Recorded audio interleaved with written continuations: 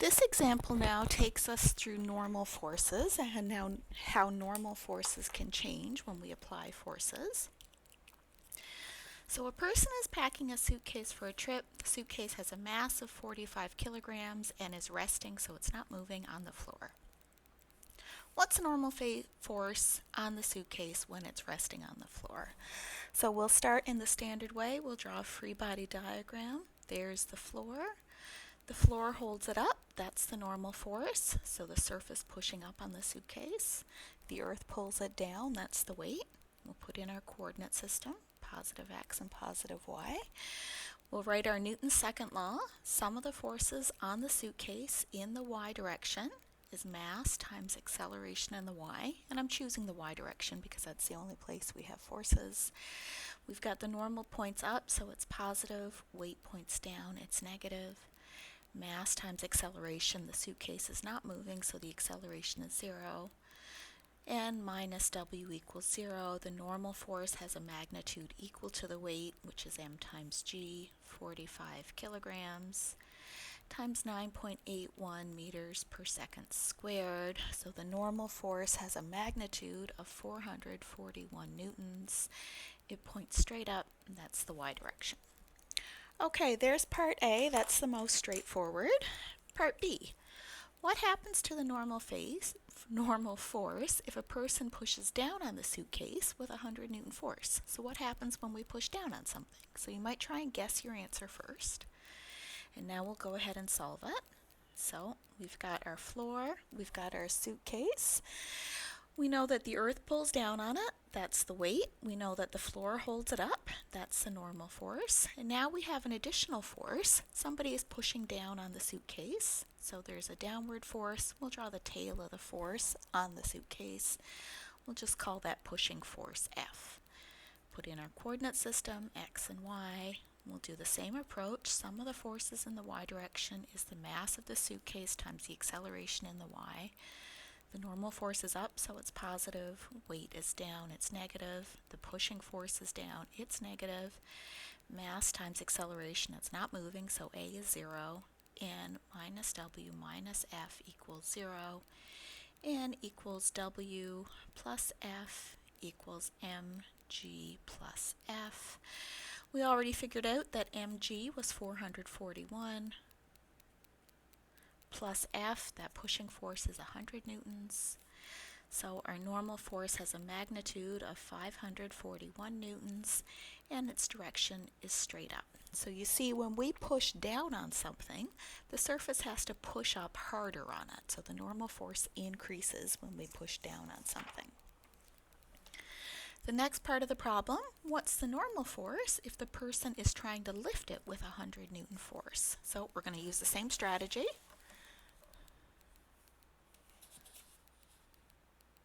We'll draw a free body diagram. Just trying to make sure I've got everything on the screen there. Let's go free body diagram. Part C. There's the floor, there's the suitcase. The earth pulls down with the weight. The floor holds it up with the normal force. And we're trying to lift it. We're exerting a force of 100 newtons upwards. There's the x direction, there's the y direction. We'll apply our Newton's second law. We'll do that in the y direction because all of the forces are vertical. Normal force is up, it's positive. Pulling force is up, it's positive. Weight is down, it's negative. Suitcase is not moving, acceleration is 0.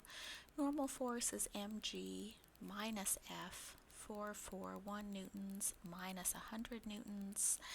The normal force has a magnitude of 341 newtons. And it points up, so that's the y direction. So when we're pulling up on something, we're helping to hold it up, and the normal force gets a little smaller. Part D. D is maybe the most complicated one. What's the normal force on the suitcase when it is pulled by a 100 Newton force at an angle of 30 degrees above the horizontal? Okay, so let's get started with part D. We're going to use exactly the same strategy. We'll start with a free body diagram. We'll draw our suitcase. The earth pulls down, that's the weight force. The surface holds it up, that's the normal force. And it's being pulled upward with a force at 30 degrees. We labeled that F. When we have a force at an angle, we do need to show the components. We always show those with a dashed line to indicate that we understand that they're components, not different forces. Fx and Fy, our angle here is 30 degrees.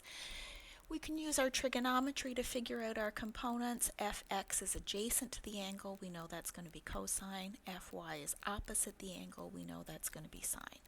Let's do a table with all of our components of our forces just to make sure we don't get confused as we go. I'm going to break it into x and y components. The normal and the weight are pretty straightforward. They don't point left or right. The normal force is up, it's positive. Weight is down, it's negative. We already calculated that as 441 newtons. We can put that in our table if we wish.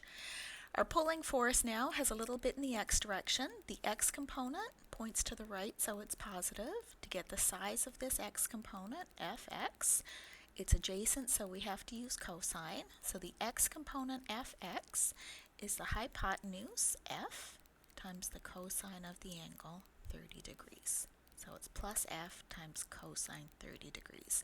Super careful with your subscripts. Fx means the x component. To get the x component, we multiply the magnitude, the whole thing, the 100 newtons, times cos 30. And for our y component, we multiply the magnitude by sine 30 degrees. So that's plus F sine 30. Okay, you could calculate those in this table if you wish. We go to our Newton's second law, sum of the forces in the y direction, because we care about the normal force. It's the mass of the suitcase times the acceleration in the y. We've got the normal plus F sine 30 minus our weight, minus 441 if we like, equals mass times the acceleration in the y. The suitcase does not lift up off the ground, so the acceleration is 0. The normal force is going to be 441 newtons minus F sine 30. F is 100 newtons. Got to multiply that by sine of 30 degrees. And we get a magnitude of 391 newtons. It's a vector. The normal force points up, so that's the y-hat direction. So we are lifting it, not quite with a full 100 newtons. So we're helping out the normal force, but not as much as we did before. So our normal force is less than 441 because we're helping it along. Okay, so that's an illustration of how the normal force changes when you have external forces that you're working on something, that you're applying on something. The next problem we'll go through now, let's do a spring problem. This one is not super hard, but the setup might be a little bit complex. So what we have in our setup is we have a block of wood. It's up against a wall, and we're pushing on the block of wood with a spring. So we're holding it onto the wall by a spring. How much do we have to compress that spring in order to keep that wood against the wall? And we know what the static friction coefficient is. So this one's going to be a little bit complicated, and then we have a conceptual question afterwards. We start all of these problems the same way, which is a free body diagram and Newton's second law. Okay, so for our free body diagram, we can draw our block of wood if we wish. Okay, so there's my block of wood. Now I'm going to put my forces on the diagram. So let's see, I think I'll draw my weight vector first because I know that the earth pulls down on things. Okay, so there's my weight vector. Next, I'd like to draw my normal force. This one might feel a little bit tricky. So to get my normal force, I'm going to put my wall in here. I'm going to remember what my normal force is. My normal force is a surface pushing on something. My block is against the wall, so the normal force has to come from the wall. It's the wall pushing on the block. What we remember about normal forces is that they're perpendicular to the surface and they're out of the surface. So the normal force has to look like this. If you get stuck sometimes, what you can do is just rearrange your paper, just twist it around until it looks like you have your block sitting on a table. As soon as your block sits on the table, this probably looks familiar to you, and you draw your normal force straight out. Oh, I was going to write in my in, but then it'll be sideways. Okay, and now this matches what we said a moment ago about the normal force, perpendicular to the wall and out from the wall. So there's our normal force.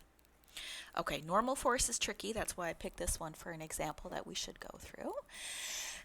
What else do we have happening? We're pushing on the block of wood with a spring. So the spring is the thing keeping the block in place.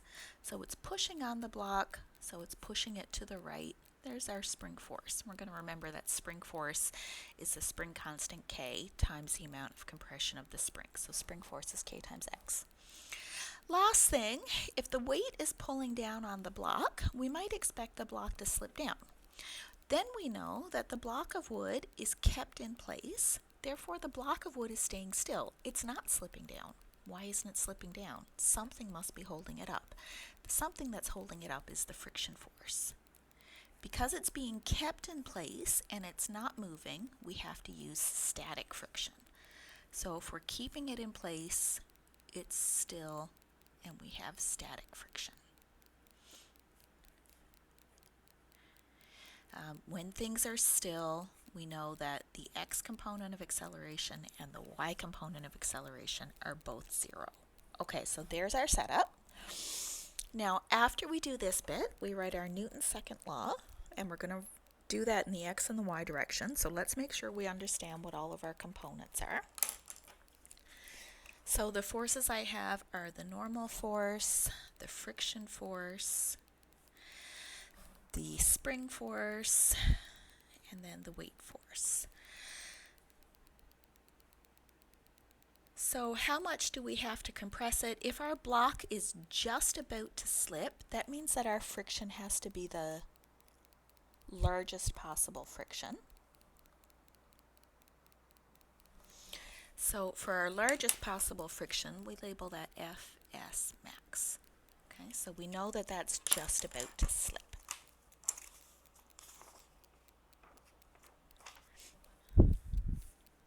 Fs max. Okay, there's our table all filled out. We want the x and y components. Should put our x and y coordinate system on our picture. X and y. The normal force now, remember most of our problems that's in the positive y direction. That's not what's happening in this problem. This one is pointing to the left. That's the negative x direction. And it's not pointing up or down, so it's 0 in the y direction. So you've always got to be careful. You've got to look at your diagram with your coordinate system to figure out your components. Your friction is not pointing left or right, so no x component, and it's all positive in the y direction. Because we're at maximum friction, we can say that that's mu s times the normal force. What's next? The spring force, it points to the right. That's an x component. Remember that spring force is the spring constant K times the amount of compression X. Doesn't point up or down, so the Y component is 0. Our weight is in the negative Y direction, so minus W is minus mg. And no X component here. Okay, so now we've got our free body diagram. We've thought about our components. We know that we need to go to Newton's second law next. We're trying to find this X value. So you can start with the X equation, you can start with the y equation, doesn't really matter. We're going to have to see that we're going to have to do these things together. So since I want x, why don't we go ahead and start with the x equation and let's see how far we get. So my Newton's second law says the sum of the forces, that's a vector, is mass times acceleration. I'm going to write my equation in the x direction. Sum of the forces in the x is mass times acceleration in the x. This is the mass of the block of wood. That's 0.27 kilograms.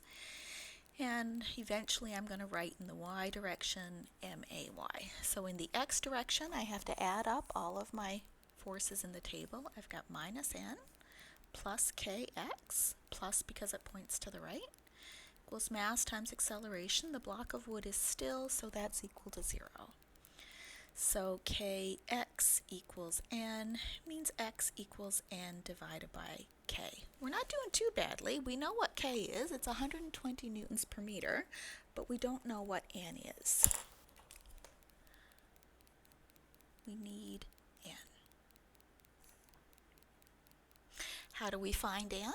Well, n is buried in our y information. Let's go to our y equation, see if we can figure out n, and then let's come back to our x equation. So my sum of the forces in the y direction is mu s times n minus mg equals m times ay, but it's not moving vertically, so ay is 0. mu Sn equals 0 plus mg. N equals mg divided by mu s. M is the mass of block of wood, 0.27. G is 9.81 meters per second squared. Divide that by mu s, that's 0.46. And we get the magnitude of the normal force is 5.76 newtons. Okay, now we're all right. We need n, we just found n, so let's come back and let's find our x. So now x is the normal force, 5.76 newtons, divided by the spring constant, that was given to be 120 newtons per meter. And our x value turns out to be 0.0480 meters. If you prefer to give your answer in centimeters, 4.8 centimeters.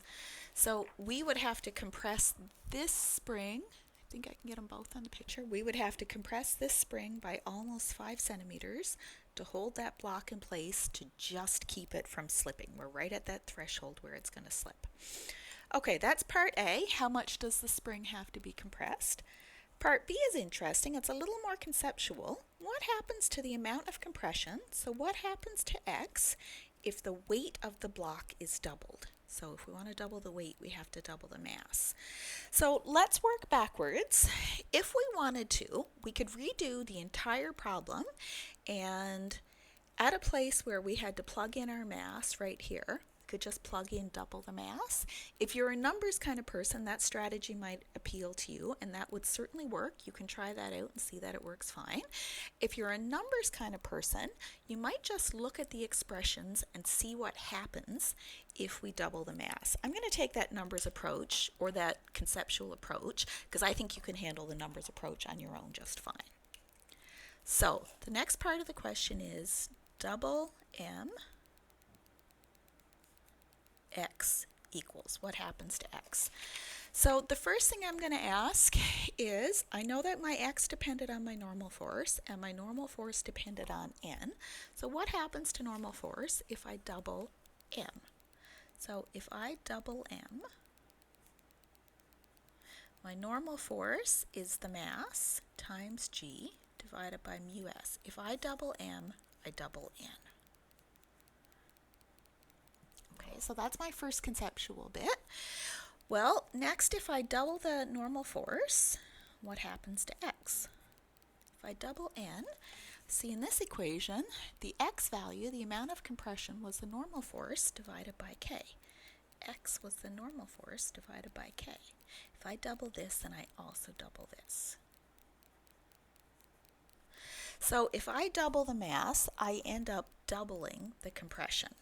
So double m means doubling the compression x.